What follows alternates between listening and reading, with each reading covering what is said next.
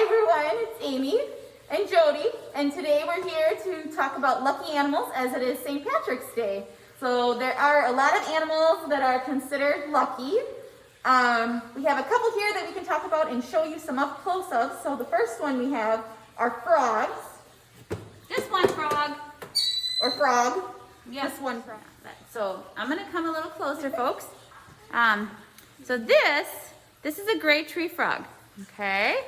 And tree frogs are found all over North America, all over the world. The gray tree frog is a North American species, but tree frogs are found all over the world. A lot of you may be familiar with like the red-eyed tree frog that you always see in the rainforest,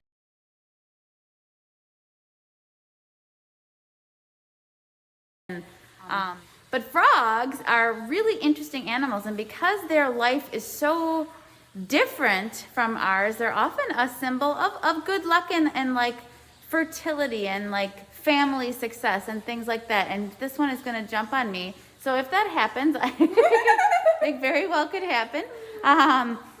This gray tree frog was a pet and has been with us for quite a few years. And even though they're called gray tree frogs, sometimes this frog is green, which would be perfect for St. Patrick's Day, but unfortunately today, be gray today.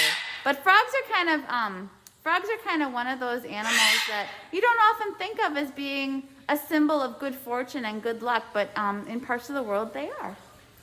Very cool. Well, thank you, Jody.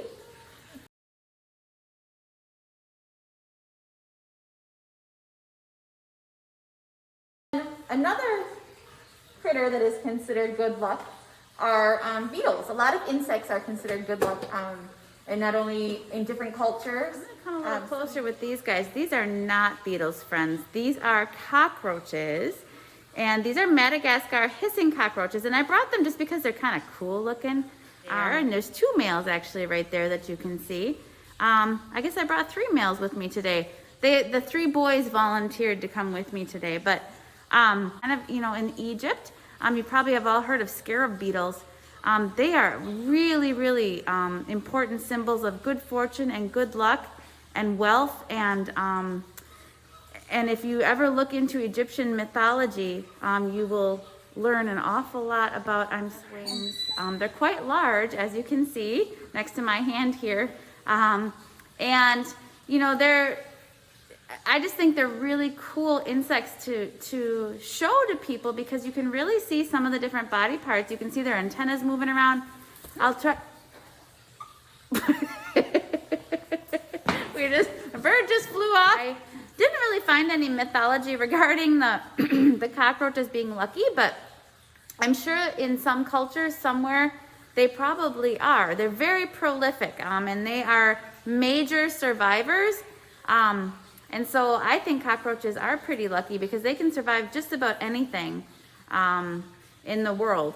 They are super hardy animals. And these guys are one of the larger cockroaches. They are also wingless. They don't have wings. They can't fly. They're very, very different from the ones that you might find in your home that are considered pests and that you might have to have removed from your home because they are pests. These guys are nature's recyclers. They are nature's, oops, I'm sorry. Here, I'll let you see it crawling on my hand. They are, Amy's like, no way am I gonna let that crawl on my hand. Braver than me. I can hold it here on the stick. Okay. They are nature's recyclers, and these guys in their native habitat live in the rainforest. And so they are eating all of the vegetable, leaf litter, fruit and vegetable matter that falls down to the forest floor. And they are actually, you know, recycling some of those nutrients and things back into the soil of the rainforest floor. So the Madagascar hissing cockroach, I think, is a pretty amazing insect. But since we were talking about lucky animals, some other insects that we thought of that you might consider to be lucky insects, if you think back to Walt Disney, back in a long time ago, Jiminy Cricket. Yep, Jiminy Cricket was, and then in Mulan they had a cricket that was lucky. Yes, the lucky cricket. Yep. Yep. So I didn't bring a cricket with me today, but those are, crickets live all over the world, so you can hear crickets chirping. Or making noise at night. Crickets are one of those animals that is considered lucky in a lot of places, and also dragonflies. Yep, dragonflies are considered lucky.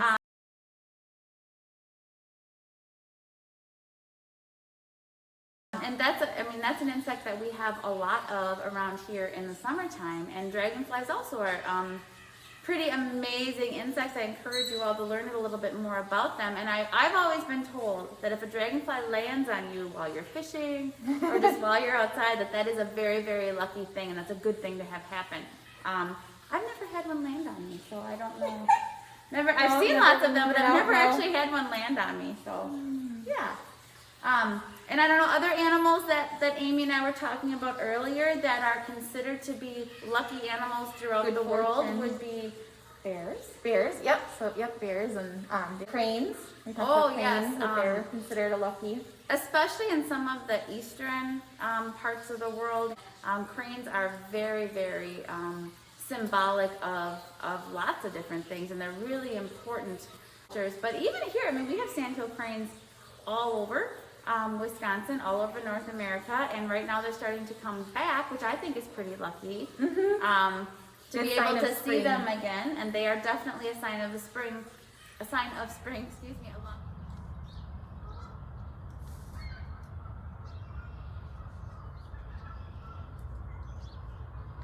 Blackbirds, and also the robins that come back. They seem to come back really early, but the red-winged blackbirds come back, and then the sandhill cranes start flying around. You can hear them calling to each other, and they do this elaborate mating dance. And so, you know, cranes are absolutely amazing birds, and I encourage all of you to go out and take a look at the cranes, because there are a lot of them around. There's starting to be more and more of them that you can see, and they'll be pairing up, and they'll be doing all of that behavior that is pretty cool to see. So.